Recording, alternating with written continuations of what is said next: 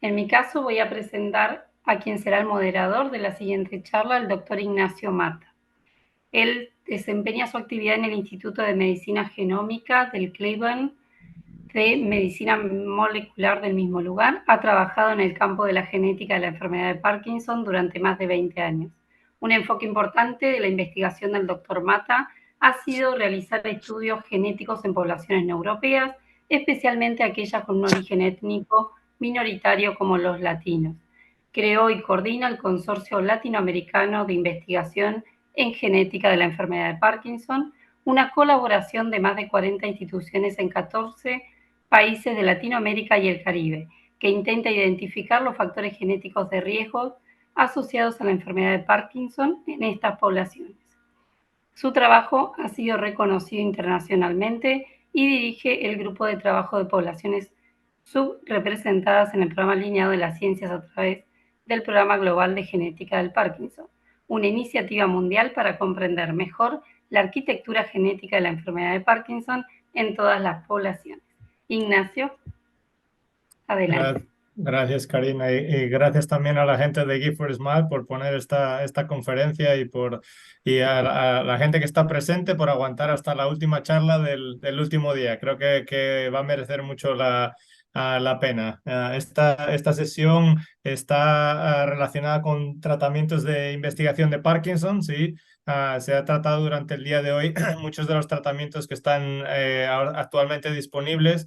Como bien decía la doctora María de León, pues ninguno de ellos trata la enfermedad, sino que trata los síntomas, y entonces pues ahora se van a dar a conocer algunos de los nuevos tratamientos que se están probando. Algunos de ellos van a ver que intentan el prevenir o el empezar la enfermedad, y creo que también es muy importante recalcar que se ven muchas cosas por el internet, y una de las metas de esta charla es también pues que las personas que están aquí pues entiendan que no todo lo que se sale por internet es realidad, y hay formas de saber si estos estudios que se están realizando pues son legítimos y si merece la pena o no probarlos. Así que sin más quiero dar quiero presentar la primera presentadora de hoy. Es la doctora Tomoko Arakaki, de Argentina. La doctora Arakaki trabaja en el Hospital Ramos Mejías,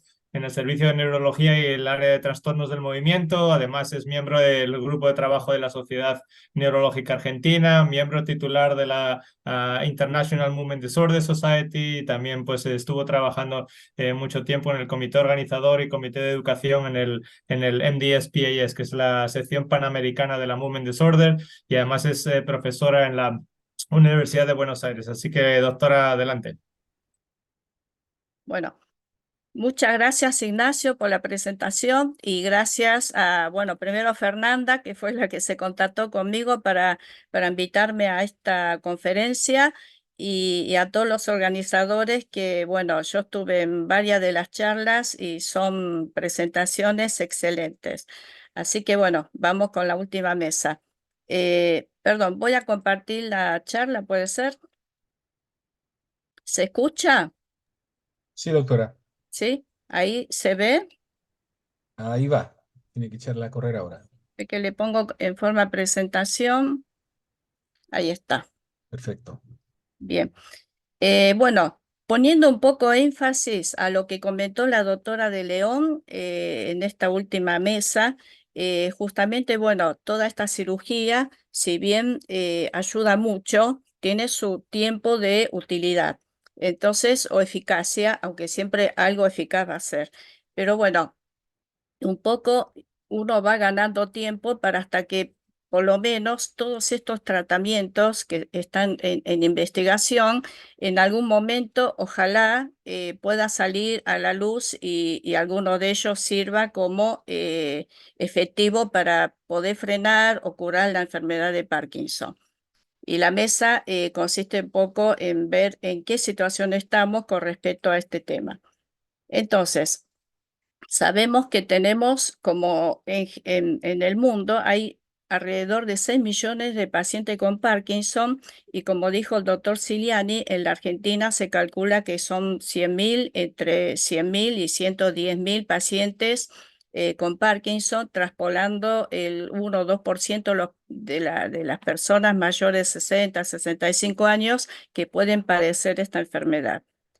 Y la terapia actual que tenemos está basado sobre todo en sintomático, o sea, mejorar los síntomas que van apareciendo, pero sobre todo los síntomas motores, que si no tuviesen estos síntomas que forman parte de los criterios de inclusión, no tendríamos el diagnóstico de Parkinson.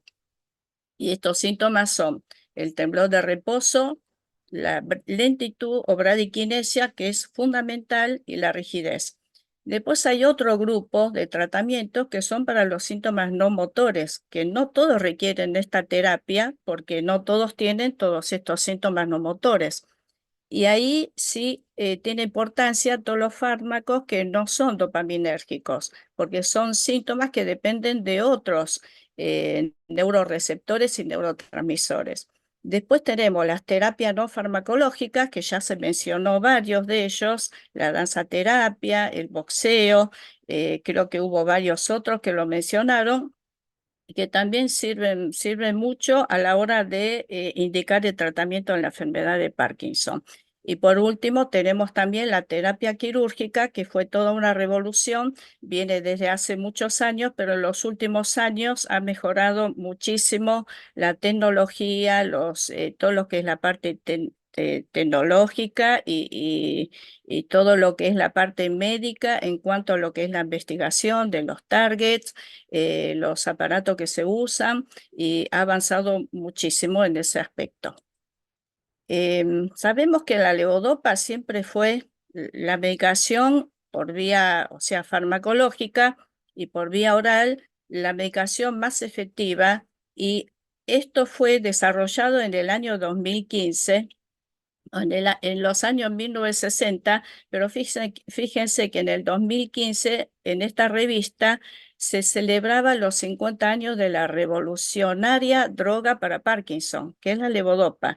Y hoy por hoy, 2024, año 2024, sigue siendo la medicación más efectiva y no tenemos otra que supere en efectividad a la levodopa. O sea que sigue siendo el número 1 hoy por hoy.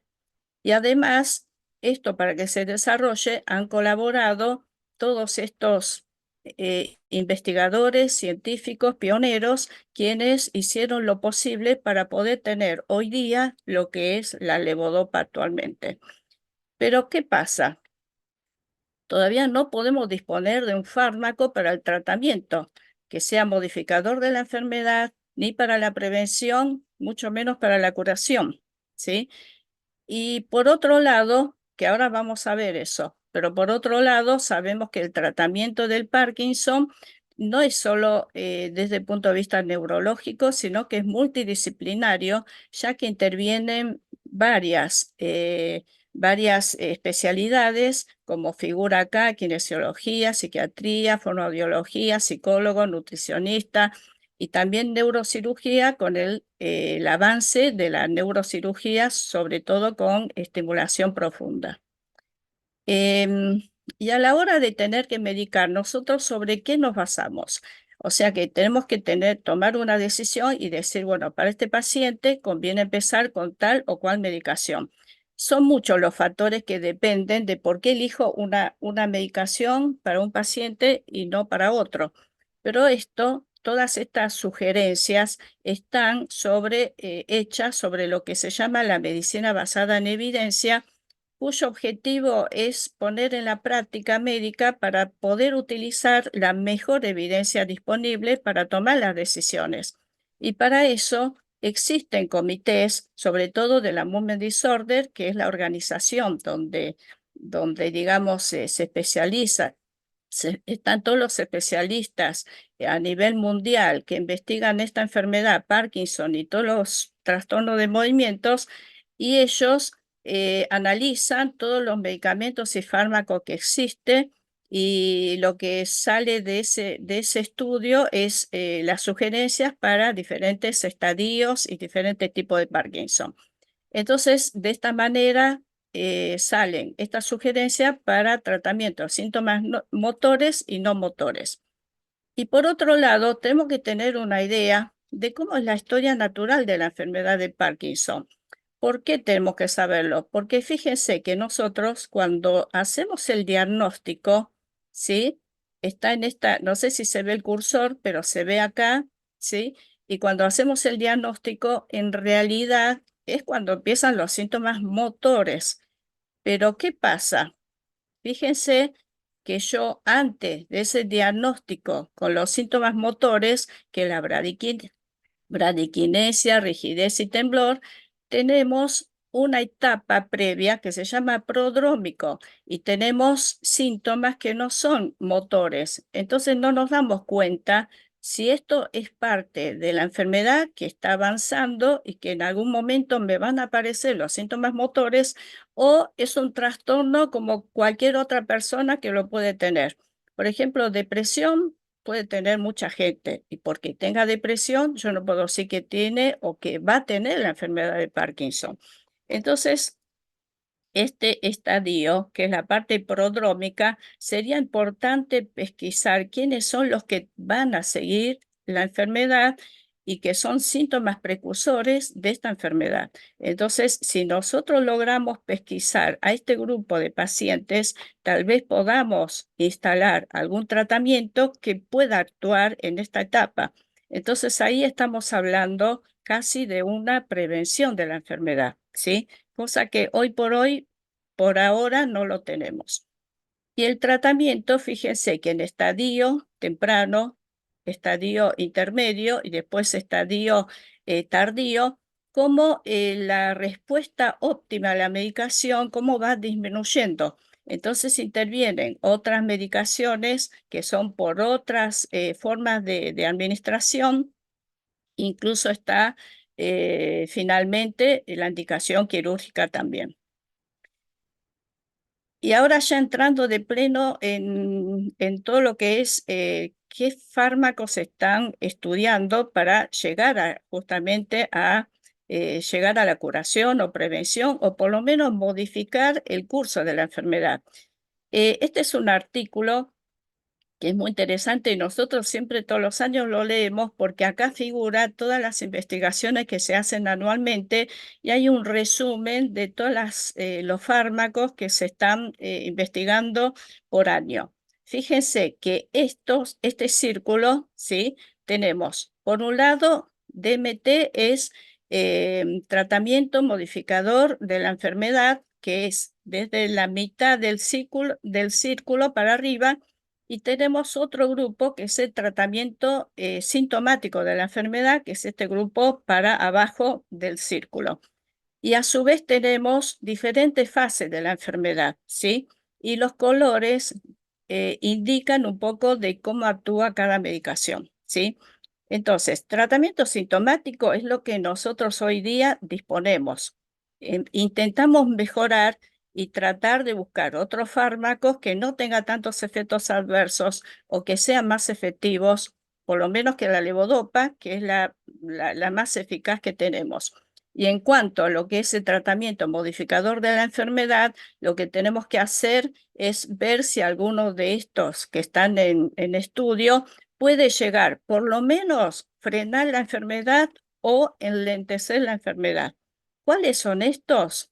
Fíjense que nosotros tenemos acá fase 1, fase 2, fase 3. ¿Qué significa fase 1? Fase 1 sería que evalúa dentro de la investigación, sería toda esta parte del círculo de afuera y esto es porque se está investigando primero la seguridad, tolerancia y las dosis de un fármaco nuevo que se empieza a ensayar con seres humanos, porque previamente puede haber ensayos clínicos con animales o con probetas o en laboratorio, pero ya cuando entra fase 1, fase 2, fase 3 ya se está probando con personas.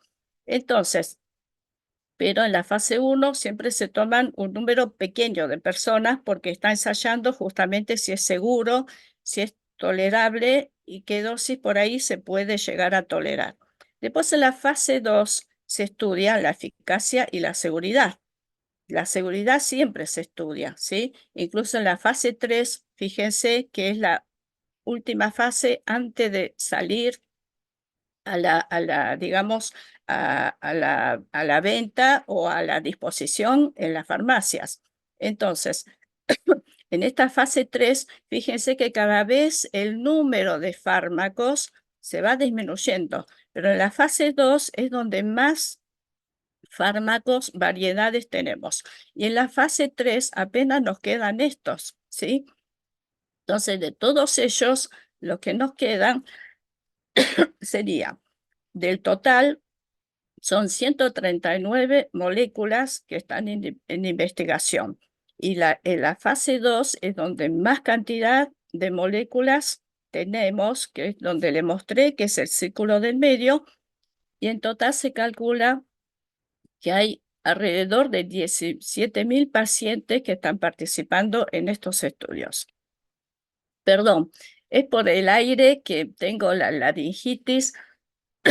Bueno, entonces, vamos a ver más que nada lo que es el tratamiento modificador de la enfermedad, porque es lo que nos interesaría, porque la pregunta que hacen los pacientes a la hora de darle el diagnóstico de la enfermedad de Parkinson, una de las preguntas que es, esta enfermedad, primero dice, ¿se cura la enfermedad de Parkinson? Sabemos que lamentablemente no. Y la pregunta que sigue es, ¿hay algo que me frene la enfermedad? Y por ahora no, pero hay algunas investigaciones que están bastante avanzadas y que sí puede enlentecer la progresión de la enfermedad. Por lo menos hace que la enfermedad no avance tan rápido. Entonces, estos fármacos que están en fase 3 formaría parte de ese grupo, ¿sí? Entonces tenemos la memantina, buntanetap y ganoderma, que se llama lucidum o linxi, que es la variedad. Y después acá tenemos, yo no veo porque tengo, a ver, y tenemos también el exenatide, que también forma parte de la fase 3 de esta modalidad de los modificadores de la enfermedad. La memantina, ustedes tal vez lo conozcan porque se usa mucho para tratamiento para la enfermedad de Alzheimer, para los que tienen problemas de olvidos, y actúa asociado al exceso de glutamato, o sea, regula el glutamato, regulando la activación de esta. Y también bloquea la reabsorción de calcio actuando sobre los receptores denominados NMDA. Esto hace que a la larga trate de regulando estos mecanismos sobre el glutamato, regulando la activación. El resultado final va a ser que logre bloquear todos los efectos tóxicos que se asocian al glutamato o al exceso de glutamato, porque el glutamato en realidad actúa en la formación de la enfermedad de Parkinson, pero también lo necesitamos en forma normal, pero no en exceso. Entonces, la memantina lo que hace es regular un poco la liberación o la activación de ese glutamato. Y de esa forma puede evitar el efecto tóxico. Y el exenatide también es una medicación que ya existe y se usa para diabetes tipo 2. ¿Y qué hace esta medicación? Regula la secreción de la insulina. ¿Pero qué tiene que ver con la enfermedad de Parkinson? Lo que pasa es que hay varios estudios, ¿sí?, que están relacionados todos los mecanismos neurodegenerativos con la glucosa. Lo mismo en la enfermedad de Alzheimer, que es otra de las enfermedades neurodegenerativas. Entonces se demostró que esa medicación también influye para que digamos, el desencadenamiento de la neurodegeneración sea mucho menos que sin esta medicación. O sea, esta medicación demostró que lentece la neurodegeneración. Y otro de los medicamentos que también están en fase 3, que fase 3 significa que ya el próximo paso ya puede salir a la venta con el efecto con el cual fue estudiado. El buntanetap es otra medicación que es nueva y lo que hace es inhibir todos los factores proteicos neurotóxicos que tiene también la enfermedad de Parkinson. Y esto lo demostró también en la enfermedad de Alzheimer. O sea, todos los mecanismos neurodegenerativos, hay una parte que es común en todas las enfermedades neurodegenerativas. En definitiva, ¿a dónde lleva toda esta neurodegeneración? Lleva a la muerte neuronal que nosotros llamamos apoptosis. En el caso de Parkinson, se mueren las neuronas que producen dopamina. Por eso la falta de dopamina me trae todas estas complicaciones y los síntomas de la enfermedad, que es lo que nosotros en forma artificial por boca le estamos administrando, lo que el cerebro no lo está produciendo en forma suficiente. Entonces, evitar esa muerte neuronal ya sería mucho para evitar la progresión de la enfermedad. Todos estos medicamentos que les estoy mencionando justamente hace ese efecto, tratar de evitar la muerte neuronal final, ¿sí? Y este es otro de los que están en fase 3 también, como ustedes vieron, es un hongo. Se llama Ganoderma, es de la variedad de Lucidum o lince, no sé cómo se pronuncia en chino, pero lince o algo así. Y también tiene un rol neuroprotector y llegó a demostrar que tiene también efectos sobre la enfermedad o la evolución de la enfermedad de Parkinson. Yo todo esto que les estoy mencionando no cura la enfermedad. Estamos hablando del rol de la neuroprotección, pero de una enfermedad que ya está. Lo que estamos haciendo es enlentecer la enfermedad y en el mejor de los casos frenar la enfermedad. Bueno, acá demuestra de qué manera actúa este hongo, pero por eso hay varios estudios donde demostró que el ganoderma, el hongo tendría cierto efecto neuroprotectivo. Y por otro lado, esto es como no es novedoso, porque en los últimos años hay muchísimos estudios, pero se está haciendo mucho hincapié en este mecanismo que se llama GUT, intestino-cerebro, el eje de la microbiota. O sea que sabemos que hay una conexión entre el tracto digestivo, sobre todo el intestino, y el cerebro, ¿sí? Uno dice, parece que no tuviera ninguna relación, pero sí hay relación en cuanto a que hay un eje que hace que tenga una conexión y aparte tiene que ver con la progresión de la enfermedad. ¿Por qué? Porque en el intestino hay una colonia de bacterias que son bacterias muy especiales hay un grupo que hacen que genere la neurotoxicidad y esto provoca una neuroinflamación y la neuroinflamación lleva a la neurodegeneración y esto lleva a la muerte neuronal y por lo tanto a la presencia de los síntomas. Pero también hay otro grupo de microbiotas o bacterias que son protectoras. Entonces se están investigando todo ese tipo de la colonia bacteriana y la relación que tiene con el Parkinson y el cerebro en sí, ¿sí? Pero se sabe que estas bacterias, que son las que son benignas, por decirlo así, es un potencial modificador de la enfermedad y podría llegar actuar como un protector neuronal. Y por otro lado, es conocido también, si ustedes ven en el círculo ese que les mostré al principio, en la etapa 1, fase 1, hay una parte que dice bacterias faecalis, o sea, son bacterias del intestino que se están investigando para ver si realmente tiene ese efecto neuroprotector, ¿sí? O sea que está dentro de la investigación. Y después, no nos olvidemos el efecto que tienen los ejercicios. Acá mencionaron varios tipos de ejercicios, pero yo creo que cualquier tipo de ejercicio que se mueva y que estimule la movilidad, creo que puede ayudar. Puede ser a través del boxeo, caminatas, andar en bicicletas, el tango, taller de tango, como dijo el doctor Ciliani. Nosotros tuvimos hasta la pandemia grupos de ayudas con talleres con tango y la verdad que la experiencia que tuvimos fue excelente, porque los pacientes mejoraban un montón, pero no tuvimos la forma de demostrar cuál era, o sea, cómo era el mecanismo por el cual mejoran a través de esta danza terapia, porque en realidad no mejoraba tanto la escala motora de la enfermedad de Parkinson, sino que lo que mejoraba mucho era el tema de la calidad de vida. A los pacientes le hacía dar más confianza en hacer movimientos que antes decía, yo esto no puedo o esto tengo miedo, y es como que a través del taller los pacientes lograron hacer cosas, actividades, por ejemplo, volver a manejar, estacionar mejor, la parte ejecutiva, ¿no? O sea, la disejecución que tienen los pacientes con Parkinson, eso mejoró mucho con el taller de tango.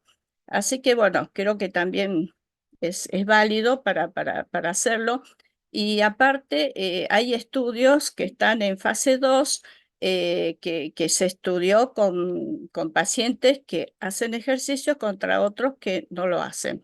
Y también hay estudios realizados sobre ejercicios aeróbicos de cómo el cerebro cambia antes y después de los ejercicios o de una serie de ejercicios. Y lo que sí se vio que hay un aumento de la conexión en el cerebro y esto se hace a través de estudios funcionales del cerebro, ¿sí? Pero esto fue demostrado también. Y en cuanto a lo que es en la Argentina, tenemos organismos dedicados a la promoción de la ciencia y tecnología. Uno es el CONICET, que ya lo mencionó el doctor Ciliani en su charla, que es el CONICET y que fue fundado en 1958 y el primer presidente de CONICET fue el premio Nobel, el doctor Bernardo Husay. Y además tenemos varias otras instituciones, yo puse acá dos más, pero en realidad hay más en la Argentina. Uno es el Instituto de Biología Molecular y Celular de Rosario, Universidad Nacional del Litoral, y en todos estos centros están los doctores que están trabajando, doctor Oscar Gershanik, que también lo mencionó, o sea, todo esto ya lo mencionó el doctor Ciliani, pero bueno, creo que es bueno volver a mencionarlos porque son meritorios los trabajos que hacen y publican. El doctor Gayani a través del mecanismo de disquinesia, la neuroprotección, doctor Fernández investiga sobre todo lo que es el plegamiento de las alfa-sinucleínas.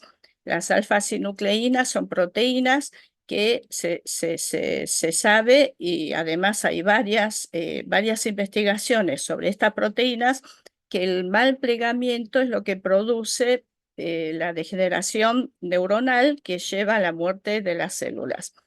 Y bueno, el doctor Ignacio Mata, sabemos que es español, pero que vive en Estados Unidos, pero que lo hacemos nuestro también y un poco también latinoamericano, y yo creo que es conocido en forma internacional como investigador en la parte genética de la enfermedad de Parkinson y actualmente está con el consorcio LASH-PD, que yo creo que va a ser o sea, muy útil y de mucha ayuda para toda Latinoamérica. Bueno, como conclusión tenemos que el tratamiento de la enfermedad de Parkinson es personalizada y hoy por hoy sigue siendo la levodopa el fármaco más efectivo. Pero lo más importante es poder identificar a través de los biomarcadores, que todavía no lo tenemos, para detectar quiénes son los que van a tener esta enfermedad, o por lo menos saber en esa etapa previa a los síntomas, a los síntomas motores, que la enfermedad en esa etapa, en realidad ya el proceso comenzó. Y esto puede durar 5, 10, 15, algunos dicen 20 años. Entonces, en esa etapa yo debería poder pesquisar quiénes son los que van a tener después la enfermedad de Parkinson. Si yo puedo actuar sobre esa etapa, yo ya estoy haciendo una prevención de la enfermedad, o sea que hago que la enfermedad ya no se manifieste y que la enfermedad, no curación, pero por lo menos puedo frenar ahí, ¿sí? Después, pero lamentablemente todavía no tenemos esos biomarcadores. Se están estudiando a través de lo que son las alfa-sinucleínas a través de dosajes en sangre, en la piel, en varios lugares para ver si pueden pesquisar algo que diga, esto me marca la enfermedad, ¿sí? Bueno, hoy por hoy hay muchas investigaciones, pero todavía ninguno fehacientemente ha confirmado que sea un marcador.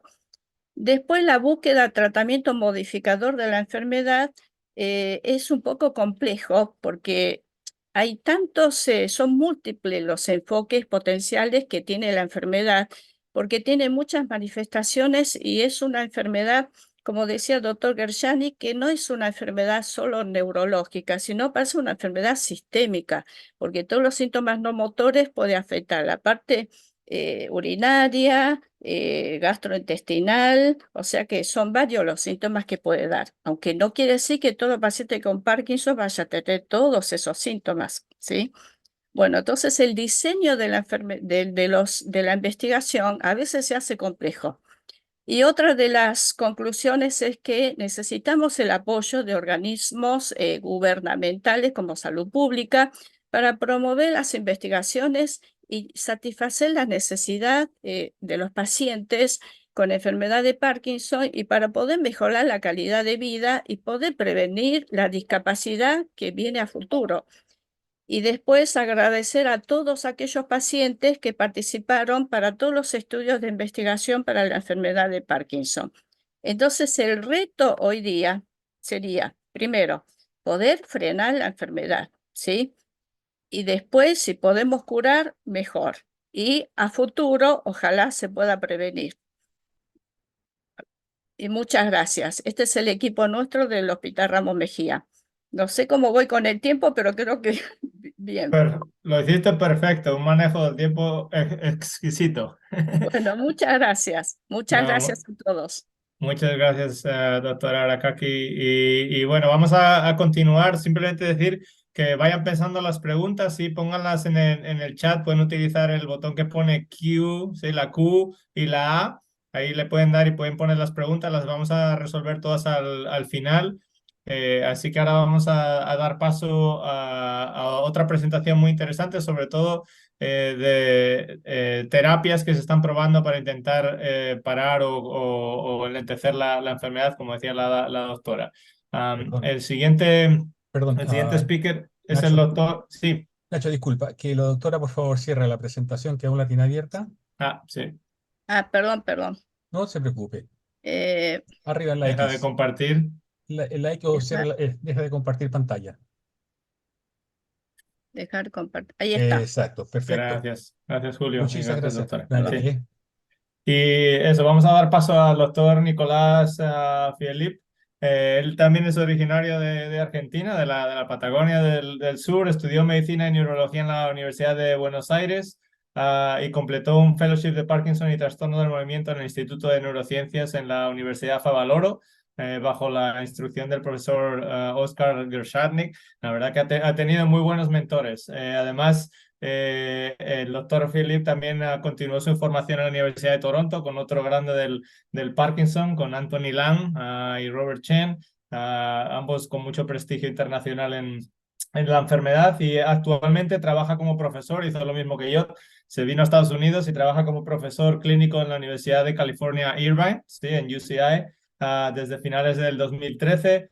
Ahí se desempeña como médico, además enseña a los futuros estudiantes, a los futuros médicos, ¿sí? de Estados Unidos, y además lidera el laboratorio de neurofisiología del movimiento y movimientos anormales infrecuentes. Así que adelante, doctor. Gracias.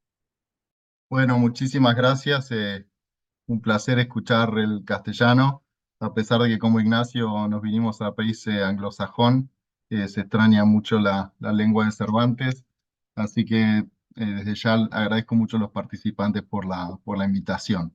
Así que voy a rápidamente compartir la pantalla y la presentación va a ser breve, les agradezco a los que se quedaron hasta el final, así que espero no cansarlos mucho y esencialmente poder darles una idea breve de lo que son, como dice el título, terapias genéticas y celulares en la enfermedad de Parkinson.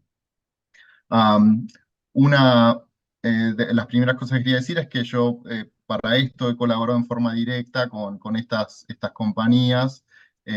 Aspen es una, AskBio es otra, y Blue Rock Therapeutics es una de las que también vamos a comentar, pero ellos no me han dado fondos a mí en forma directa.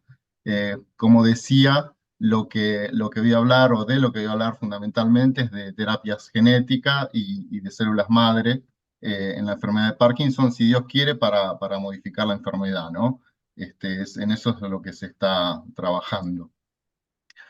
Brevemente, la doctora Arakaki les comentaba los distintos estudios que se están haciendo.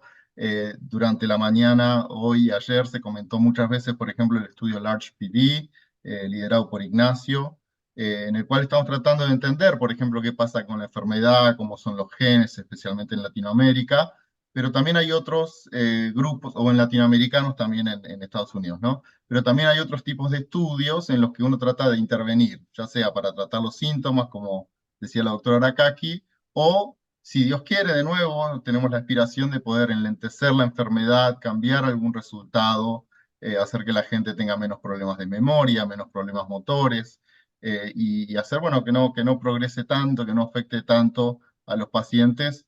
Bueno, la ambición mayor sería poder curarla o directamente prevenirla, como decía la doctora Arakaki, ¿no? Entonces, yo de lo que voy a comentar ahora, como decía, era terapias no necesariamente farmacológicas, que es de lo que habló la doctora Arakaki, o este hongo, por ejemplo, Ganoderma, quizás se pueda considerar un suplemento, sino intervenciones ya con agentes biológicos, ¿no? Cómo podemos modificar un gen o agregar algún gen, o directamente poner nuevas células, que en este caso todavía se siguen poniendo en el cerebro. Va a haber una división clara en la charla, que de nuevo va a ser breve. Por un lado, como les decía, esfuerzos en modificar genes o agregar genes que puedan, en este caso, por ejemplo, dar una sustancia que es trófica, que ayuda a las células que producen dopamina, si Dios quiere, de nuevo, a estar más jóvenes, a no degenerarse, a poder seguir produciendo dopamina. Versus la otra gran intervención, que sería poner directamente células nuevas, totalmente nuevas, en áreas estratégicas del cerebro, para ver si, bueno, pueden reemplazar a las neuronas que se perdieron, ¿no? Entonces, ya discutiendo las terapias genéticas, voy a hablar específicamente de un proyecto en el que he estado involucrado yo, eh, como clínico, ¿no? Como médico clínico que ve pacientes. Este estudio es un estudio, como decía la doctora Kaki, ¿se acuerdan ese círculo que ella mostró? En la parte más externa del círculo están los estudios que llaman de fase 1, que es para probar, bueno, esto que vamos a hacer es seguro, genera problemas para los pacientes, podemos seguir evaluándolo. Estos estudios en general no son estudios controlados por placebo, no son ciegos, sino que todos saben lo que está pasando. Entonces son pequeños grupos de gente donde, de nuevo, la intervención se prueba en cuanto a lo que queremos ver, que es la seguridad, ¿no? También, obviamente, se trata de ver si mejora a los pacientes de alguna forma. Este es el grupo de colaboradores. Voy a mencionar al doctor Bankiewicz, que originalmente un neurocirujano de los institutos de salud de Estados Unidos. Hace como 20 años viene trabajando en esto. Si buscan su nombre van a ver sucesivas publicaciones y esfuerzos en los que se trata de mejorar la técnica quirúrgica, los productos que se ponen en el cerebro de los pacientes. El doctor Fiandaca, que lo conozco más personalmente, también trabajó acá, es un colaborador, un neurocirujano. El doctor Christine Chad en San Francisco. Amber, también una médica clínica que trabaja para esta compañía.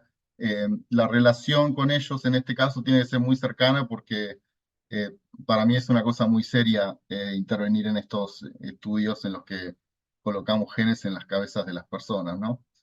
Así que, bueno, yo confío en ellos, colaboramos bien, y estos datos que les voy a mostrar son datos que conozco en forma relativamente directa. El estudio lo que hizo fue probar una nueva vía de administración de un gen, de una pequeña cadenita de ADN que a través de un virus entra en la célula y entra al núcleo celular, se coloca como al costado del ADN del individuo y permite a esas células seguir produciendo esta como poción de la juventud que llamamos al factor neurotrófico derivado de la glia. Se hacen dos trayectos, una para el lado izquierdo y otro para el lado derecho del cerebro, y un pequeño volumen se infunde, menos de 2 mililitros por hemisferio. Con esta técnica desarrolló en los últimos, de nuevo, 15 años para tratar de que la distribución de la infusión sea más o menos homogénea y una buena parte del putamen se vea como cubierta, ¿no? Eh, Rápidamente el diseño de este estudio fue de esta forma. Como les decía, era una fase 1, así que los pacientes que intervinieron fue un número pequeño de pacientes, una corte de pacientes con Parkinson leve, menos de 5 años de diagnosticado, con un score de motor menos de 32, digamos relativamente leve, y otra corte un poquito más avanzada, más de 4 años de diagnóstico, un poquito de overlap acá entre 4 y 5, pero ya un score motor de más de 33 para arriba. No tan avanzado que sea más de 60, ¿no? Se hace un screening muy detallado de estos pacientes con imágenes funcionales, tomografía por emisión de positrones con fluoruro de oxiglucosa, resonancia nuclear magnética, evaluaciones clínicas y dosis equivalentes de levodopa. Se les hace la neurocirugía y después se los sigue de la misma forma, con imágenes y con evaluaciones clínicas, hasta 5 años. Los datos que les voy a mostrar son de los primeros, más o menos, el primer año y medio, esencialmente. Estos fueron los criterios de inclusión no solo para este estudio que les voy a comentar, sino van a ver que son muy parecidos para los otros 2 estudios que les voy a comentar brevemente. Entre 35 y 75 años, diagnóstico de Parkinson, obviamente, que no sea muy avanzado el estadio de Henan-Yard, saben que si es de 4 en adelante, los pacientes tienen bastantes dificultades motoras. Ya les había comentado una corte leve y una moderada, y que tenga una buena respuesta a la levodopa, que el score motor baje más o menos un 30% o más cuando están encendidos o en on. Y evidentemente, para establecer bien el diagnóstico de Parkinson, bueno, no tiene que haber hallazgos clínicos de parkinsonismo atípico, no se puede hacer esta intervención cuando hay grandes disquinesias, que los pacientes tengan fluctuaciones severas muy grandes, digamos, que haya trastornos cognitivos o del ánimo severos, que hayan tenido otra neurocirugía o participado, que estén recibiendo otras drogas de investigación, como por ejemplo las que comentaba la doctora Arakaki, o cáncer, enfermedades mal controladas, y finalmente que no puedan recibir las neuroimágenes que necesitamos para controlarlos. Una cosa importante de esta última fase de esfuerzos es que se logró una gran cobertura del putamen, más de un 30% de los que en estudios en animales muestra que es necesario para tener algún efecto clínico. En este caso se logró una cobertura promedio de un 63%, y acá ven los puntitos individuales de las 2 cortes. Acá es el 50%, ven arriba la mayoría de los pacientes o de las trayectorias fue arriba del 50%. Y un poquito más de detalle de que fueron los volúmenes de infusión y de cobertura. Pero esencialmente se logró lo que en el pasado no se había podido lograr. Respecto de uno de los outcomes más importantes del estudio, que es la seguridad, 11 participantes pudieron cumplir todos los requerimientos del estudio, y se encontraron algunos cambios que eran esperados, ¿no? La trayectoria, quizá puedan ver en la imagen, en la segunda imagen de izquierda a derecha, donde dice 6 meses, disculpen que no traduje la palabra meses, se ve la trayectoria, ¿no? Del lado izquierdo y del lado derecho. Y acá, por ejemplo, hubo en 3 de las trayectorias, se vio a los 6 meses esta pequeña lesión, esta pequeña hipointensidad que fue incidental, no mostró síntomas, los pacientes no mostraron síntomas deficitorios, pero eso se encontró en la imagen control a los 6 meses.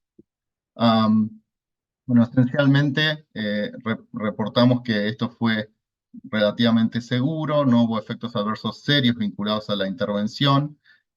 Hubo algunos otros, de nuevo, no directamente relacionados, una fractura por una caída, había comentado ya esta isquemia asintomática en algunas de las imágenes. Un paciente que yo conocí no había reportado y no lo encontramos un pequeño nódulo cerca de la mandíbula, que después de que empezó la intervención, él perdió peso y se diagnosticó con un cáncer de amígdala, HPV, de virus de papiloma humano 16 positivo, serotipo 16 positivo. Por todo lo que entendemos y estudiamos de este paciente, no creemos que se relacionó a la intervención. Y una infección por una herida de piel. Voy a ir un poquito más rápido. Acá efectos secundarios no severos que también se reportaron. Cefalea, temblor, etc. Una de las cosas importantes de este estudio y del que voy a comentar después es que los pacientes de las distintas cortes, especialmente la corte moderada, estamos viendo acá, tuvieron a medida que pasó el tiempo, a los 18 meses, este resultado nos da cierto aliento. Al año y medio hubo una gran caída del score motor, más o menos de 40 a 20 en promedio. Esto en off, que es como habitualmente uno podría evaluar la evolución de la enfermedad. El score en on también cayó un poquito, y no tanto el score de la parte 2, pero levemente caído. Los pacientes de la corte leve mostraron un poco de aumento en off acá, y otros de los scores, bueno, parte 3 en on y score parte 2, estuvieron más o menos estables. Pero 20 o menos en el score de UPDRS al año y medio.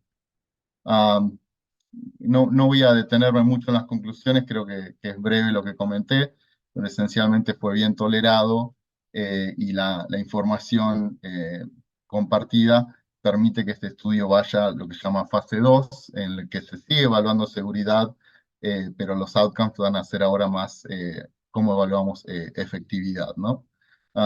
El mismo estudio se está haciendo, y lo pongo en inglés porque lamentablemente el estudio no puede incluir gente en habla hispana, no tenemos la capacidad de incluir gente de habla hispana, entonces pueden ser sí hispanos que hablen inglés. Por cuestiones éticas, el lenguaje en este caso es importante para que todos los pacientes entiendan bien el riesgo. Entonces este estudio también se está haciendo en pacientes con atrofia multisistémica, y bueno, si Dios quiere, algunos de esos síntomas se puedan cambiar en estos pacientes y darle mejor beneficio. Cambiando de tema, como les comentaba, la segunda parte, de nuevo brevemente, va a ser sobre células madre. Ustedes entienden que células madre son las células primitivas, originales, que en el bebé se transforman en nuestros distintos tejidos, el músculo, la grasa, el cerebro. Entonces son células primitivas que se pueden diferenciar a generar las distintas partes de nuestro cuerpo, ¿no? Lo que se ha logrado con las nuevas terapias es que con células de la piel de los seres humanos adultos, esas células se pueden transformar en células madre y después diferenciar en neuronas dopaminérgicas. Nuevamente voy a hablar de un estudio de fase 1.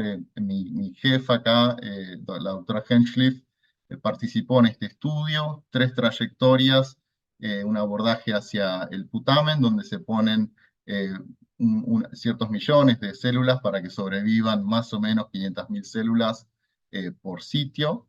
Estos pacientes recibieron células que se llaman heterólogas, es decir, de otros seres humanos, no de sí mismos. Es más fácil hacer esto porque las células pueden estar preparadas antes de que los pacientes participen en el estudio. Es más fácil, no es tan fácil, pero es más rápido que si uno se lo hiciese con sus propias células. El problema es que estos pacientes tuvieron que tomar inmunosupresores durante un tiempo para que no haya una reacción entre las células del paciente y las nuevas células madres implantadas en el cerebro. Brevemente, igual que en el otro estudio, esto fue seguro. Hubo un solo efecto adverso relacionado con la cirugía, una convulsión que se terminó y no generó ningún efecto a largo plazo.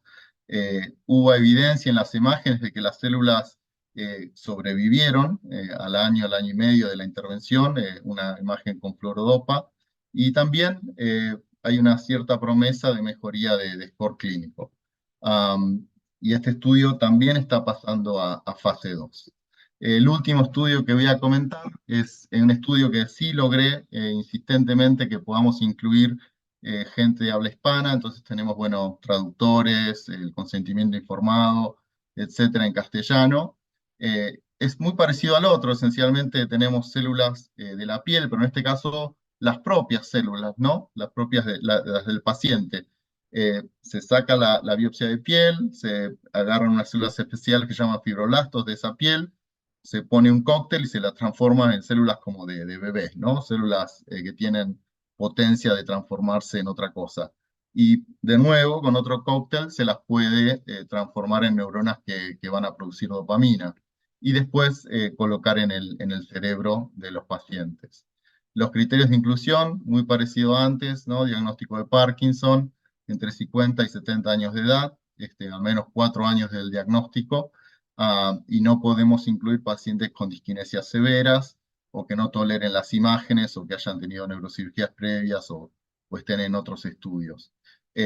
Si bien invito al que quiera participar a este estudio, justamente como yo les comentaba, son células propias, son autólogas, la velocidad de producción de células propias es mucho más lento, entonces se van incluyendo los pacientes muy de a poco. Entonces se recluta un tiempo, se para reclutamiento, después se sigue hasta juntar un pequeño número de pacientes para completar esta fase 1. Bueno, les agradezco la breve charla y oportunidad y lo dejo a Ignacio que tome el control ahí. Gracias, Nicolás. Y si puedes dejar de compartir, así nos vemos todos. Creo que ha sido dos presentaciones súper interesantes. Creo que esto es algo que siempre los pacientes están interesados. Muchos de ellos están muy informados, leen muchas cosas y siempre están a la última de este tipo de cosas. Entonces, creo que hay un par de preguntas ya en el chat, así que voy a hacer las preguntas y después a lo mejor podemos discutir algún otro tema. La primera... que bueno, yo creo que se puede responder cualquiera de los dos. Dice, ¿es útil el uso de probióticos en alguna fase de la enfermedad? Eh, ¿Querés que conteste, Nico? Sí, Bueno, y siendo muy estricto, uno no puede indicar algo como medicación o para un tratamiento cuando todavía no está aprobado y haya salido, digamos, aprobado por la ANMAT, por ejemplo, en la Argentina. Pero si uno tiene en cuenta que son cosas más naturales, entre comillas, porque no es que sean cosas sintéticas, yo creo que sí, no habría problema en que consuma y no sé si puede, porque si todos los estudios que se están llevando a cabo no es seguro y además no hay ningún evento adverso que pueda perjudicar al paciente, yo creo que está bien. No le diría que sí si esto fuese una medicación o una molécula sintética donde uno no sabe bien cómo puede terminar el estudio, pero acá son cosas, es como si, bueno, puedo comer la chaucha que tiene levodopa, algo, y bueno, sí. Lo puede comer, y el hongo también, el hongo, el Ganoderma, creo que también, de la misma forma, por ahí se puede consumir si es que no afecta ninguna otra propiedad que tenga. Eh, no se vende por ahora porque todavía no está aprobado. Tiene que pasar a la fase 4. Nicolás, no sé si No sé, quieres no sé, añadir Nicolás, alguna ¿qué cosa. opinas? no, coincido, digamos, entiendo que hay mucho interés, que hay estudios, todavía no he visto los resultados definitivos que recomienden el uso, pero como dice el doctor Arakaki, no, tampoco sabemos que haya efectos adversos, así que uno no necesariamente diría a gente no lo hagas porque es malo, porque no hay evidencia para eso tampoco. Bueno, no puedo decir el nombre comercial, pero lactobacilos en los yogures no viene ya incorporado en algunos productos, pero tampoco está aprobado que sea tal cual como neuroprotector, pero bueno, pero daño no hace. Tal vez lo estén consumiendo para mejorar la flora intestinal, pero bueno, pero lo están consumiendo. En este caso sería para ver si tiene algún efecto neuroprotector. Ya está en fase 3, así que alguna efectividad le está viendo. Por lo menos llegó hasta la etapa 3, así que yo creo que si no hay ningún evento adverso, se consumiría. Sí, yo creo que esta pregunta seguro que viene y quizás motivada por el comentario de la microbiota, pero también porque se vende mucho. Hay mucha publicidad ahora sobre eso, aparece en muchos programas de televisión, no solo en el Parkinson, sino parece que la microbiota ahora causa todas las enfermedades habidas y por haber. Y entonces, pues muchas personas que venden productos alimentarios, pues utilizan eso para intentar vender cosas quizás a un precio un poco mayor con cosas que piensan que podría ayudar, pero yo creo que es un tema muy interesante. No sé si quieres quizás alargar un poco la explicación. Sé que tuvisteis poco tiempo de la relación entre microbioma y Parkinson y cuál es la hipótesis ahí de cómo podría funcionar y quizás la importancia de eso, no solo de la microbiota, sino de lo que comemos y ese tipo de cosas también. Bueno, sí, no, algo les mencioné, pero evidentemente la flora bacteriana es un mundo desconocido para nosotros porque hay muchas floras que se ve que favorecen algunas enfermedades y otras que nos protegen. Pero acá se está hablando de una colonia o de un grupo de microbios o bacterias que por ahí desencadena la inflamación en el intestino y eso hace que esa conexión que tiene con el cerebro vaya a afectar también en la parte cerebral. Y esto se conecta porque hay un eje entre hipotálamo, hipófisis y después la parte intestinal y la glándula adrenal. O sea que son varias estaciones que hacen como para llegar hasta el cerebro.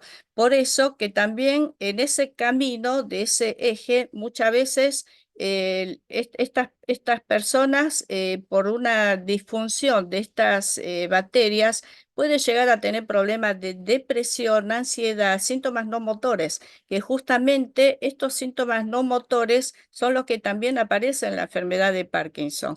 Así que bueno, seguramente tiene alguna relación. Todavía no lo podemos confirmar, pero seguramente ese eje entre el cerebro y el intestino, y también se discute si es primero el intestino y después el cerebro. O sea que no sabemos si las bacterias van al cerebro o las alteraciones cerebrales con los problemas que tenemos con estas proteínas que se llaman alfa-sinucleínas, también son las que afectan el intestino.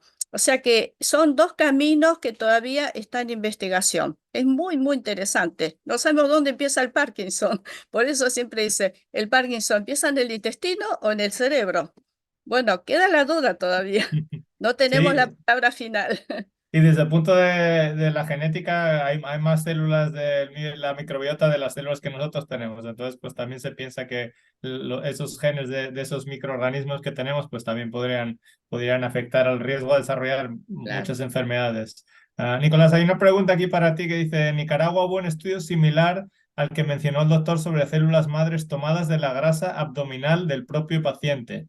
Si sabe algo sobre ese tema. Sobre las células madre también hay mucho en el internet que a veces da un poco de miedo lo que llega a hacer la gente, así que La verdad que el del estudio específico que discute el paciente, si me pueden dar algún dato más, digamos, preciso, quién es el autor, lo puedo buscar y comentar después, pero este en particular no lo conozco. sí, quizás puedes explicar un poco, pues eso, de dónde vienen las células madre y de dónde, pues quizás pueden sacar. Y Sí, también a sí. mí me interesa mucho el tema de qué genes que se deciden, ¿sí? Porque en el Parkinson, pues hay un montón de genes que vemos que están involucrados. ¿Cómo se decide qué gen es el que vamos a meter en el cerebro que pensamos que puede ayudar a lentecer la enfermedad o Sí, a prevenirla? una de las cosas más discutidas o controversiales es que hasta hace 10 años la única fuente de células madre eran los embriones de gente que quería tener hijos de alguna forma in vitro o no, digamos. Entonces generaban embriones que quedaban congelados y bueno, esos embriones nunca se transformaban en humanos adultos y antes de descartarlos se les tomaban las células que iban a dar origen al cerebro o especialmente a las células dopaminérgicas, ¿no? Y se pusieron esas células, de nuevo, hace 13 años ya, en pacientes parkinsonianos. Había muchas discusiones éticas de este tema, por qué estos pobres embriones humanos sufrían esta suerte. Y bueno, saben que en Estados Unidos primero estaba permitido, después se prohibió. Am, y estos pacientes, después todos conocemos, creo, el estudio que hizo el doctor Fan, después otro, el doctor Warren Olanoff. Estos pacientes inicialmente anduvieron más o menos bien y después desarrollaron disquinesias en ausencia de levodopa, que fueron bastante severas y problemáticas. Y bueno, la conclusión inicial fue, bueno, estamos empeorando las cosas, no estamos mejorando. Entonces hubo una pausa en estos estudios durante prácticamente una década. Eh, de cualquier manera, cuando hablas con algunos de los doctores que vieron a esos pacientes 10 años después de la intervención, llamativamente algunos de los resultados axiales, por ejemplo, la marcha o el movimiento, si bien tenían estas disquinesias, se movían mejor. Y bueno, y entonces no fue todo malo. Otra de las dudas que quedaban es esta idea de que la patología, la enfermedad del paciente podía pasar a las células trasplantadas también, entonces enfermar a las células nuevas también. Eh, Particularmente sobre las disquinesias se descubrió que estaba vinculado a la sobrevida de células que también producían serotonina. Entonces, las nuevas técnicas ahora es que se puede desarrollar células madre, como dije antes, de tu propia piel o de la piel de adultos, una pequeña biopsia, es casi como cocinar, pero más complejo, se ponen unas especias, se transforman en células primitivas, otras especies las transforman en células dopaminérgicas. Y es más fácil si uno las produce antes, pues es más rápida la producción. Pero también se puede hacer en forma bien individualizada. Tus propias células de piel se pueden transformar en células neuronales. Entonces queda atrás ese conflicto ético de si las células venían de embriones o no. Y respecto de las disquinesias que decía recién, al quitar células que producen serotonina, se entiende que estas disquinesias en ausencia de levodopa no se deberían producir.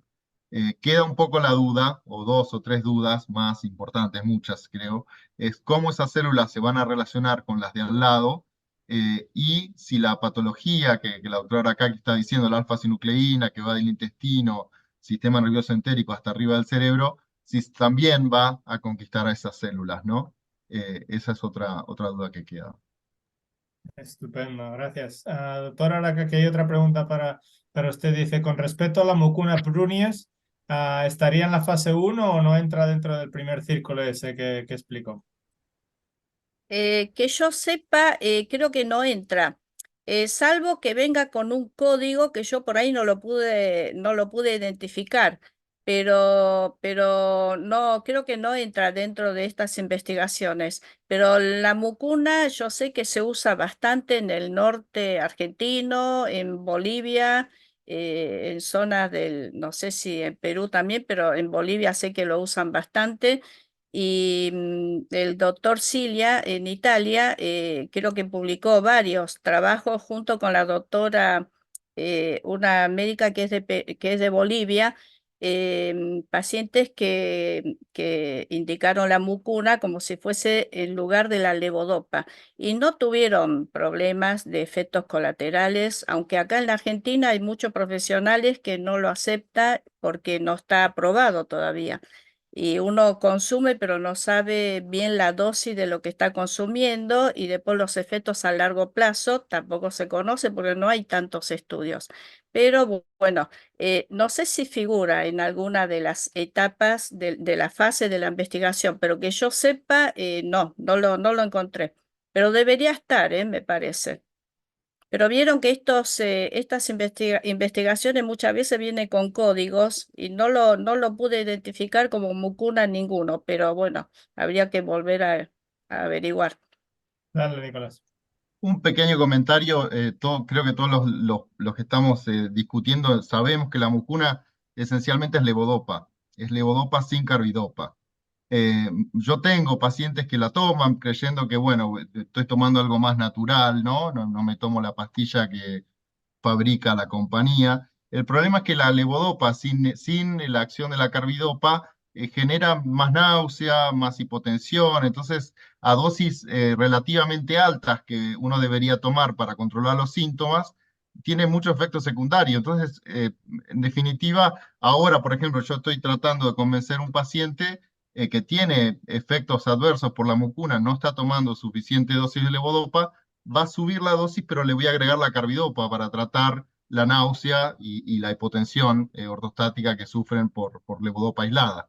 Eh, Eso, nada más. Perdón, un comentario también sobre la mucuna. Yo tengo también pacientes que están tomando no porque le haya indicado, sino porque ya venía tomando y está conforme con la mucuna. Lo que tiene es que tiene menos disquinesia que la levodopa sintética. No sé si tiene algo, pero el paciente lo preparó delante mío, se lo tomó, y me dice, mire, yo tomo la mucuna porque si tomo la levodopa comercial, me dice, me muevo mucho. Evita, no sé, tiene menos disquinesias. Ahora, yo no puedo decir que la mucuna da menos disquinesia porque vi un paciente con esas características. Habría que estudiarlo para ver si realmente es así, porque si es así, me gustaría indicárselo, porque las disquinesias son las complicaciones que tenemos hoy día con los pacientes que tienen ya más de 5 o 6 años de evolución, que es lo que termina después pensando hacer la cirugía, ¿no? A futuro. Y pusieron en el chat la información sobre ese, que de hecho parece que es un clinical trial. Dice Adipose Derived Stromal Vascular Fraction. El doctor es el Samuel Vilches. Creo que está en España, me parece.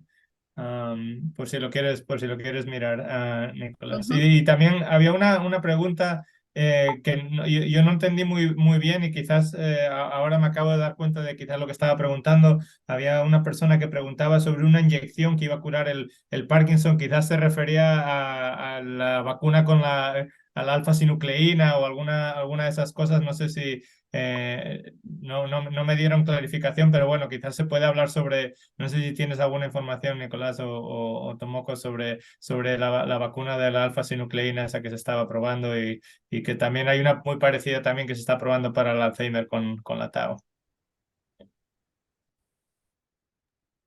Puedo dar una respuesta global. Yo sé que las de Alzheimer y Parkinson, si bien se exploraron, creo que fueron bien toleradas, pero no, me parece que no hubo en la progresión clínica que mostraron eficacia. Y especialmente las de Alzheimer, bueno, creo que se cree que el sistema de usar las vacunas no funcionó y ahora, bueno, como todos sabemos, se están usando los anticuerpos, ¿no? Una idea quizás similar, pero creo que los ensayos de vacunas, tengo entendido que no progresaron. No sé, Tomoko, si escuchaste algo diferente. Sí, no, tal cual. Yo creo que se habló mucho en una época y los pacientes preguntaban sobre vacunas para Parkinson y se refería a este tratamiento, pero creo que fueron cayéndose esos estudios por falta de eficacia. Creo que no tuvieron buenos resultados, no por eventos adversos, sino por falta de eficacia, creo que fue. Eh, mm, Perfecto. no conozco ninguno que esté ongoing. No. Sí, de hecho, eso me abre una pregunta que tenía yo personalmente, siendo el abogado del diablo. Muchos de los estudios que vemos, pues eso, muchas veces o no avanzan no pasan de fase 3. ¿Cuál es vuestra opinión personal de por qué muchos de esos, y algunos de ellos o sea, han curado el Parkinson en modelos animales, en modelos celulares, y después cuando los intentamos probar en pacientes reales humanos, no tienen la efectividad que nos gustaría? A lo mejor podéis hacer un comentario personal de por qué pensáis o sea, es verdad que ninguno de estos funciona, es que no estamos aplicándolo a la persona correcta, es que no estamos capturando en el momento correcto. ¿Qué pensáis? O quizás tenemos el mecanismo completamente erróneo, como decíamos en el Alzheimer, donde se pensó mucho tiempo que, bueno, si quitamos el tau de las células, pues va a haber un mejoramiento y de hecho muchos de los pacientes empeoraron. se vio que los niveles de tau bajaban, pero sin embargo el paciente pues estaba peor todavía y progresaba mucho más rápido. Entonces, a lo mejor un comentario ahí personal. ¿Querés Tomoko primero o como quieras? Como quieras. No, Bueno, no sé, en mi opinión, ¿eh? Yo sé que hay muchos estudios, sí, es verdad, que mucho de la fase, la mayor parte de la investigación de estos fármacos están en la fase 2 y sobre todo para tratamiento sintomático, no tanto como para los modificadores de la enfermedad, pero creo que muy poco pasan a fase 3 y mucho menos a 4, ¿no? Pero no pasan a fase 3 porque me parece que la enfermedad tiene tantas variantes y digamos, factores que puede ser que en algún grupo puede funcionar y en otro no. Entonces es muy difícil de hacer un modelo muy único o muy uniforme y eso habría que ver, rediseñar o pensar un diseño diferente de lo que se está haciendo hasta ahora. Porque hablamos de cuántos tipos de Parkinson tenemos y cuántos Parkinson tienen causa genética y otros no. Y cuántos Parkinson tiene, o sea, hace trastornos cognitivos y otros no lo hace. O sea que son muchas las variantes. Entonces, el endpoint hay que fijarlo bien. O sea, yo creo que todo lo que es la metodología de investigación, sobre todo lo que es el diseño de la investigación, qué tipo de paciente voy a estudiar, creo que ahí está el problema, que es muy difícil de juntar algo muy homogéneo. Entonces, cada vez se va filtrando, entonces en las etapas últimas se van cayendo y algunos no le hacen nada y entonces los resultados son malos.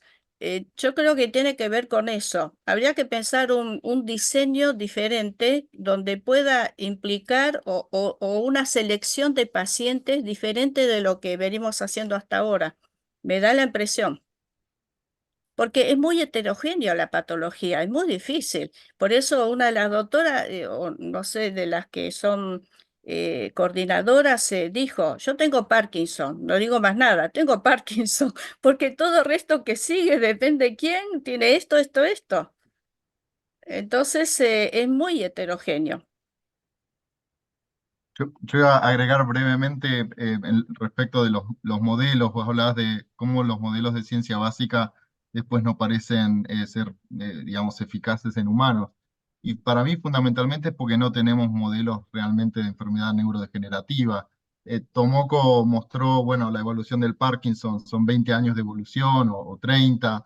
Y bueno, la rata con la lesión de 6-hydroxidopamina, ¿no? 6-hidroxidopamina no imita ese modelo, para mí no es representativa de algo neurodegenerativo. La biología de ese animal lesionado, digamos, puede servir para algunas cosas, pero lo mismo los monos lesionados con MPTP, digamos, para mí no veo un modelo neurodegenerativo que replique la biología de la enfermedad en humanos. Para mí esa es la principal déficit que tenemos. Inclusive, si bien entendemos que la patología en la gran mayoría de los pacientes implica la alfa-sinucleína, un poco más en duda en los pacientes LARC2, pero se ha encontrado en algunos. La patología no es lo mismo que la biología o el proceso de la enfermedad. Para mí, hasta que no entendamos eso bien, y vamos a tener estas dificultades, ¿no? Estoy totalmente de acuerdo. Creo que el modelo animal no representa lo que tenemos en el ser humano. Sí. Y Eh, Tomoko, tú traías o pusiste un tema que también está muy de moda ahora. Y yo la verdad que había esperado ver en la presentación alguno de los nuevos ensayos clínicos que están con targets genéticos, ¿sí?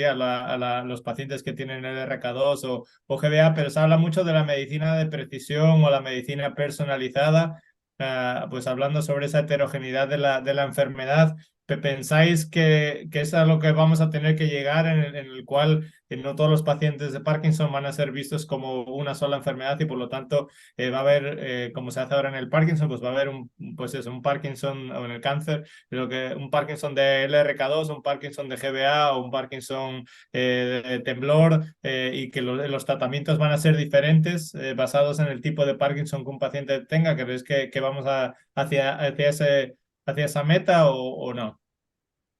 No, con respecto a LRRK, no lo mencioné porque mencioné lo que estaban en fase 3, porque o sea, la idea era qué posibilidades tenemos de tener a corto plazo algo que nos sirva como modificador de la enfermedad, pero sí, es cierto que también está el gen. El tema es, yo creo que a futuro cada vez conocemos más la parte genética. Yo creo que esto a futuro nos va a dar diferentes tipos de Parkinson con diferentes tipos de genes y seguramente la medicina de precisión justamente orienta, o sea, va para esa dirección de identificar quién tiene cuál de los genes o la alteración exacta, ¿no? Y probablemente termine con muchas tal vez haya más genes que no lo conozcamos todavía. Yo creo que se va a descubrir más. Y bueno, y cada uno tendrá el tratamiento según el gen que esté alterado. Pero así como la GBA, yo creo que todo se va a ir sumando cada vez más, supongo, con los años. Y Gracias. perdón, igual tenemos la levodopa hoy por hoy, ¿está bien? Que no importa si es cuál o cuál gen o si lo que corresponda, pero por lo menos responde, y si no responde, incluso, bueno, no es Parkinson, pero yo creo que de alguna forma tiene que estar relacionado con todo lo que es el sistema dopaminérgico, básicamente, ¿no? Porque pues obviamente que sabemos que intervienen otros neurotransmisores que tampoco conocemos a todos esos neurotransmisores completos. Sabemos de algunos, pero también actúan otros, que tal vez el que tenga menos efecto, menos resultado, menos respuesta, tenga algún otro factor que por ahora lo desconocemos. Y yo creo que la parte genética influye en eso.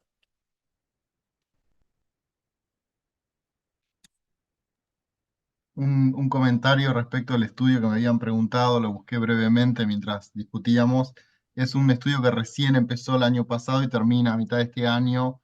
No hay muchos datos ni está publicado o ningún resultado por ahora. Y los sitios que veo están en Costa Rica y en UCLA. No sé si hay alguien de UCLA acá o de Costa Rica que conozca un poquito más del estudio, pero recién ahora están reclutando. Perfecto, gracias. Hay una pregunta más sobre el glutatión, que también es algo que lleva varios años saliendo de vez en cuando. Dice, veo que los estudios con glutatión GSH están en fase 2. ¿Conocen algo del efecto del glutatión al retardar el proceso inflamatorio o el estrés oxidativo en el cerebro? Ujú. Sí, ese creo que también figura, sí, pero creo que está en fase 2 con el glutatión. Pero yo creo que también es otro de los que, y no sé si no figuraba como modificador de la enfermedad, porque creo que actúa sobre lo que es la neuroinflamación, como dijo Nacho. Pero no sé más detalles de eso, pero yo creo que sí. Lo que llama la atención un poco es que muchos de los fármacos que se usan para otras patologías, hay muchos que están dentro de esa fase, de fase 2 sobre todo, y fase uno también, pero sobre todo fase 2. Hay un montón de fármacos que se usan para otras patologías y están investigando para Parkinson, como digamos, a ver, perdón, me macheteo porque son un montón. Antidepresivos, hay em, por ejemplo, em, la terazocina, carvedilol, bueno, la rosagilina ya la conocemos, pero y de venona, estradefilina no, que ya sabemos también, pero bueno, hay un montón de medicamentos que tienen indicación para otras patologías que ya están aprobadas y que se venden para esa indicación, pero que están en fase de investigación para Parkinson y la mayoría están en fase 2. O sea que todos deben tener algún mecanismo y la mayoría están no como tratamiento sintomático, sino para modificador de la enfermedad. Así que debe tener algún efecto antiinflamatorio, como el antibiótico, que lo mencionó Javier Ciliani también, que en Argentina, en Mendoza, hay una médica que está estudiando con la oxicilina, creo. Entonces, yo creo que hay muchos que son o antibióticos, antiinflamatorios o anticuerpos monoclonales que actúan sobre lo que es el mecanismo, sobre todo inflamatorio. Entonces, la pregunta que uno se hace, entonces, uno de los mecanismos del inicio de la enfermedad de Parkinson es la inflamación. Y bueno, una época estuvo de moda tomar antiinflamatorio dosis baja todos los días, no sé si se acuerdan, pero había gente que lo tomaban como mecanismo para evitar o para retrasar o que no aparezca el Parkinson. No sé si ustedes se acuerdan, pero tomaban antiinflamatorio, como tomar, no sé, ibuprofeno, dosis baja todos los días, algo así. Pero bueno, yo creo que va por ese mecanismo inflamatorio, digamos, del inicio de la cascada de la apoptosis, ¿no? Un comentario respecto a lo que decías y la pregunta anterior de Nacho de que muchos de los fármacos mueren en fase 2 por ahí o en fase 3. Por ese mismo motivo y por los años y el dinero que lleva generar una nueva droga y que terminan, las cuales terminan fallando, la gran mayoría, se usa más sistemáticamente esta estrategia de darle un nuevo propósito a drogas que ya están aprobadas, que ya pasaron fase 1, que ya pasaron fase 2. Entonces, creo que cada vez quizá veamos más de esto en cuanto más entendamos estas drogas y de la biología del Parkinson, ¿no? Sí, Eh, totalmente correcto. Creo que se está haciendo, hay una modalidad de investigación que es como compartido, tiene un nombre, no me acuerdo. Es como que una misma droga lo analizan para varias cosas, pero comparte lo que ya se hizo hasta ese momento y empiezan a investigar a partir de la etapa donde a cada uno le interesa, pero no volver a empezar desde el uno, de la fase uno. Arranca como directamente desde la fase 2, por ejemplo. Tiene un nombre eso, pero creo que está de moda utilizar esa modalidad, como que comparte una misma molécula que se usa para diferentes patologías, pero que lo que ya está hecho, que lo comparta entre todos los investigadores que están trabajando con esa molécula. No me acuerdo el nombre, pero algo así ahí. El año pasado lo había escuchado. Y no está mal, porque eso de invertir el dinero, volver a hacer todo lo mismo por la misma molécula es mucho dinero. Y tiempo también, ¿no? Que lleva mucho tiempo Sí, sí. en muchos de los ensayos pues hay que reclutar mucha gente. Quedan un par de minutos nada más, no sé si alguno de los dos o los dos quieren dar un comentario final pues sobre a lo mejor la esperanza de pues todas estas cosas que hay en el pipeline, sí, que están saliendo y bueno, que hay que tener paciencia, hay que leer, hay que mantenerse informado de qué es válido y de lo que está saliendo y bueno, pues que yo creo que vamos a ver mucho progreso en los próximos años. Hay mucha gente trabajando en eso, pero bueno, si queréis dar un minuto cada uno de conclusiones finales antes de cerrar. Bueno, empiezo yo entonces. Primero las damas. Está bien. Bueno, no, yo creo que la reunión fue excelente. Yo es la primera vez que participo de esta conferencia y la verdad que aproveché un montón y creo que para la comunidad de los pacientes y familiares con Parkinson, creo que son datos que uno en un consultorio no puede hablar de todo esto y yo creo que está bien tener toda la información que se le dio en esta conferencia. Y aparte, bueno, los niveles de los expositores me encantaron todos.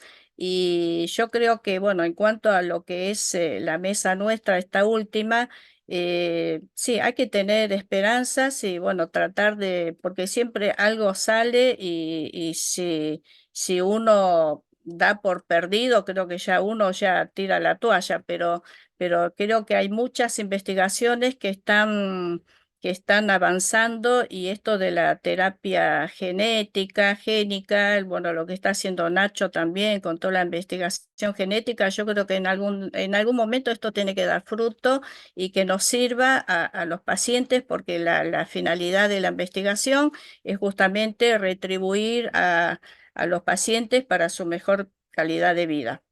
Bueno, y muchas gracias por estar hasta estas horas, pobre. Veo que hay bastante gente y bueno, no se cansaron del todo todavía. Dale, Muchas Nicolás. gracias. Y gracias Nacho y Julio, todos los que, bueno, estuvieron organizando. Agradezco a todos ellos. Brevemente, cerrar, bueno, igualmente agradezco y al punto de Nacho de qué podemos esperar, qué esperanza hay para terapias modificadoras de enfermedad. Con todo lo que se ha escuchado y lo que se está entendiendo, mi impresión es que llegamos a un momento de entendimiento crítico, nos falta entender un poquito más la biología, biomarcadores, pero drogas como la que se mencionó, Xenatida, las que trabajan con Juan, metabolismo, Nitin, drogas como las que comentaba Cari. Tomoko y las terapias celulares, y especialmente el GDNF que comentaba recién. Yo tengo fe, yo tengo esperanza de que esto va a dar frutos en breve. Así que creo que estamos en un buen momento, cada vez más opciones.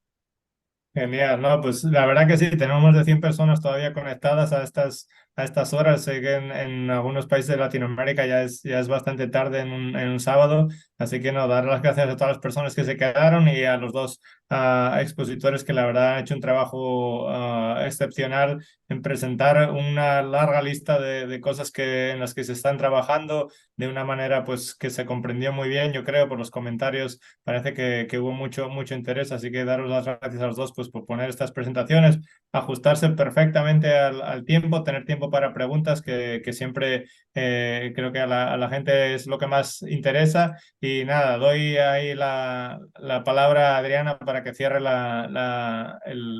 esta conferencia tan extraordinaria que han organizado. Así que muchas gracias por invitarme, por ser parte de esto y un abrazo y saludos para todos. Muchas gracias, Nacho. En realidad, gracias a Nacho, a Tomoko, a Nicolás, son grandes amigos. Y bueno, realmente, como comentó Nacho, muchísimas gracias a todos los participantes. Es tarde ya en Argentina, son, no sé, las 7 de la noche en España que están conectados. Ahí ya estamos hablando de las 11 de la noche.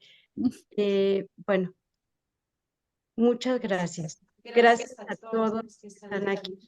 Quiero dar las gracias especialmente a nuestro equipo, al equipo de Give for Smile que hizo posible esta conferencia. Mi nombre es Adriana Jiménez y voy a empezar, soy cofundadora de esta organización Give for Smile. Voy a empezar con Julio Gallardo, que es cofundador de Give for Smile, la doctora María de León, que es la parte médica que está en nuestra organización, a Fernanda, la licenciada Fernanda López, que ha sido la coordinadora de nuestra conferencia. Quiero dar las gracias a nuestros promotores embajadores de Parkinson, a Karina García de Argentina, que nos está acompañando, a Hércules Córdoba de Perú, que está con nosotros, a Adela Corona de California, a Alejandra Flores de México, a esta hora del día ya se me confunden todos los nombres y todas las personas, así que Julio, ¿puedes hacerme una manita, por favor? Claro que sí, tenemos a Mili, tenemos a Adela, tenemos también, la estoy aceptando, a Nora. Nora, no te vemos ahí. Ah, se nos fue. Sí, ahí está. A Nora y nos falta Hércules que no quiere entrar, pero ya le pedí que aceptara a promotores y esos somos los que estamos ahora. Ese es nuestro equipo. Muchísimas gracias. Ellos hicieron posible esta conferencia, que realmente quedamos muy satisfechos. Gracias a todos los presentadores, los expositores, realmente han sido increíbles. Cada una de las exposiciones, cada una de las presentaciones nos dejó un sabor muy grato de boca, nos dejó con muchas más inquietudes. Estuvimos revisando los mensajes. Todo el mundo me está pidiendo mucho más ponencias, quieren extender mucho más el tema, así que a todos los presentadores, desde ahorita les digo que los estamos invitando para talleres especiales con cada uno de los temas. Tenemos dos objetivos, lo mencioné ayer. El primero este es un homenaje a mis padres y un homenaje a todos los pacientes que tienen Parkinson, a todos los cuidadores y a todos los profesionales. Gracias a ustedes, este es un homenaje para ustedes. Gracias de nuevo a los profesionales que hicieron posible esta conferencia, porque sin su pasión, sin su tiempo, hubiera sido imposible. Quiero también dar las gracias a nuestros patrocinadores, porque ellos nos apoyaron y creen en nuestra pasión, a la Parkinson Foundation, a Calóptima y a Visión y Compromiso. En este momento vamos a cerrar nuestra sesión. Muchísimas gracias. Al final de esta sesión va a aparecer una encuesta, un survey, donde pueden poner también todas las preguntas que quedaron pendientes en su mente y no hubo tiempo para contestarlas. Pueden ponerlas ahí. También su información para que podamos seguirlos conectando. Es bien importante seguir adelante. Creemos firmemente que la información hace la diferencia y la unión en nuestra comunidad latina es muy grande. Es algo en lo que nosotros, Gift for a Smile y el programa de promotores embajadores de Parkinson, se sienten muy orgullosos de ver la respuesta de todos los países de habla hispana. No importa si estoy en California, si estoy en Argentina, si estoy en España, si estoy en Reino Unido, hablo español y tengo una opción para conectarme y para conseguir la mejor información. De nuevo, muchísimas gracias. En nuestra página promotores embajadores de Parkinson.org van a encontrar todos los videos. En una semana o en unas semanas más van a poder ver los videos por sección, por ponencia. Entonces, si quedaban preguntas, si quieren volverlo a ver, ahí van a poder encontrar todos esos videos. Son para ustedes. También en nuestras redes sociales, en el Facebook, en Instagram, en Twitter, pueden encontrar más información de nosotros. Gracias. A todos muchas gracias. A todos muchas gracias. Espero que esta conferencia les haya sido de provecho. Hubo muchísimo material, muchísima información de alta calidad, los profesionales, como siempre, de talla internacional. A todos ellos, de todos los rincones del mundo, muchas gracias a nuestras amigas de México, Argentina, Chile, Estados Unidos, Perú, también, a todos. Muchas gracias. Realmente sin ustedes esto no saldría, no podría ser. Honestamente, del fondo de nuestros corazones, muchas gracias y que tengan un lindo resto de fin de semana y a descansar. Ahora sí, a botar el estrés. Un abrazo. Gracias. Chao, chao.